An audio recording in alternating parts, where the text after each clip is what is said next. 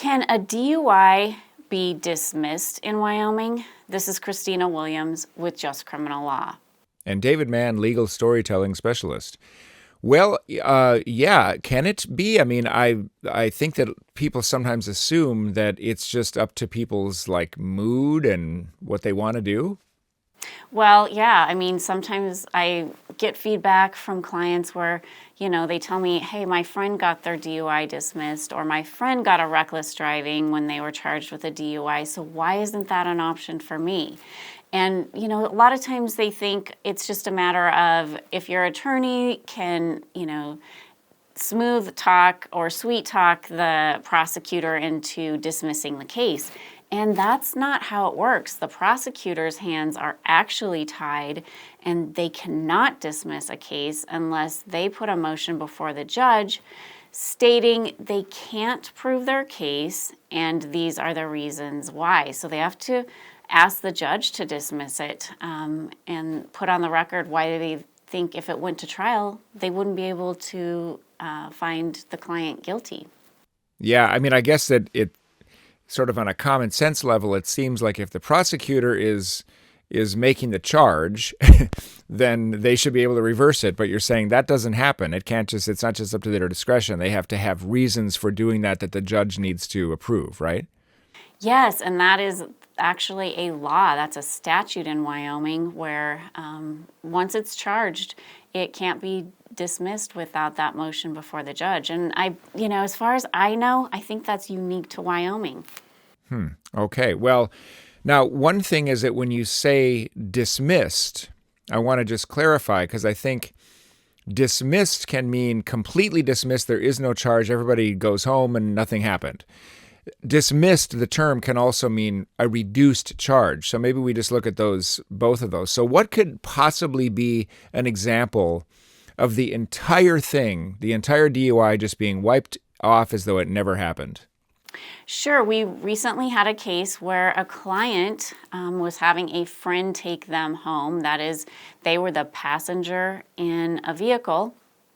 And on the way home, the driver or the friend had to actually stop the vehicle, leave my client in the vehicle, and get some help. And so when law enforcement came upon my client, the client was in the vehicle, the keys were in the vehicle, and the client was asleep. So the client got in the vehicle, he was on his way home, the friend was driving him, and he fell asleep, and the next thing he knows, he's waking up to the officer knocking on his window, and he ends up getting arrested for a DUI.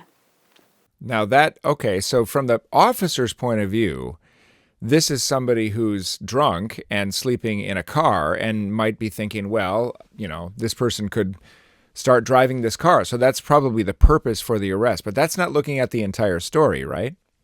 Right. So we were able to get a witness statement. That is a statement from the driver who explained the situation. There were other witnesses that would substantiate that statement or that claim of what happened.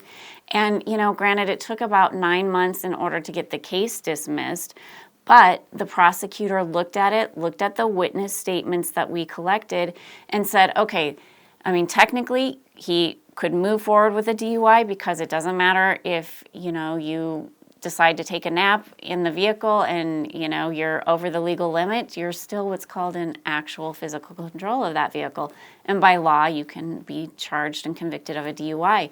But because we did our own investigation, put forth evidence that convinced the prosecutor that this really was not the intent of the client was a passenger, was headed home, fell asleep, and was abandoned. And, in the best interest of justice, the prosecutor agreed to dismiss that case. Wow. Okay. So that's a good example, I just have to say, as the storytelling specialist guy, of where the full story and telling the story in with all the detail can actually change the outcome of a case. It's a great example of that. Cases aren't just one thing at face value. There's a lot more to them. It's just what we've worked on cases. So to move on to the other one, so technically a dismissal of the DUI charge, but still a charge, maybe a reduced charge. What's an example of how that could happen with legal representation? Sure. So, we've got instances where we'll have a client who's charged with a DUI, and a lot of times, believe it or not, they're not even a .08 or greater. That's the legal limit.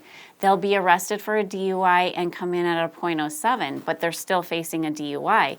Well, when you look at the report, it seems pretty clear the person should be arrested for DUI. But you compare that with the body camera footage, and a lot of times there's a room for interpretation, so to speak. The officer may say the person failed the field sobriety test, but when you look at it, a second set of eyes show, no, it's a strong case that they actually passed the field sobriety tests. And so if we're able to, put together that perspective for the prosecutor and show them, there might be an issue here with the arrest. That is, the officer may not have had what's called probable cause in order to arrest our client. Sometimes then the prosecutor will realize, well, if this goes to trial or if it goes before the judge, my case may not hold water. And so in those type of situations, we're able to talk the prosecutor into something less, say a careless driving.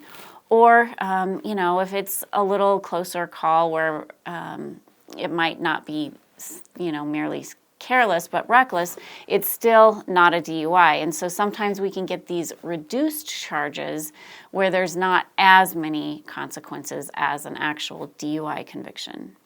Great. And going back to the first thing you said, so all of that is gathering evidence for the defense to bring to the prosecution and say, hey, we have all of this substantiation for why this charge should be changed. In other words, it's not just you saying, hey, please do me a favor and reduce this charge, right?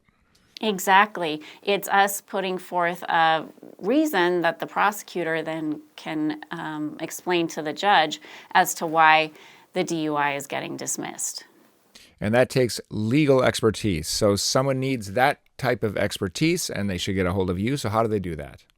Sure, we'll include a link in the description where they can call, text, or chat with a member of my team anytime, day or night. Here at Just Criminal Law, we know you only get one shot at justice, so make yours count.